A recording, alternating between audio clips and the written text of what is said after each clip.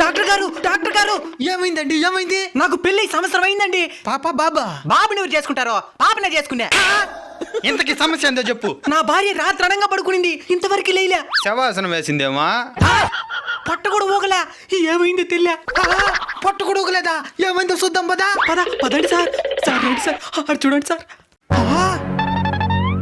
అందమైన భార్య sir, ఎట్టయినా కాపాడేయండి sir.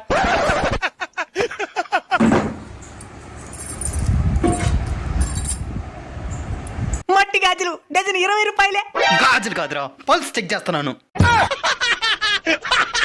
చచ్చిపోయినది కదరా. చచ్చిపోయిందా? అసలేం జరిగిందిరా? మొన్న పనికి పోయి వచ్చి కాళ్ళు నొప్పులు అనిందే. సరే మన భార్య కదా కాళ్ళు దివినా ప్రశాంతంగానే పడుకునింది.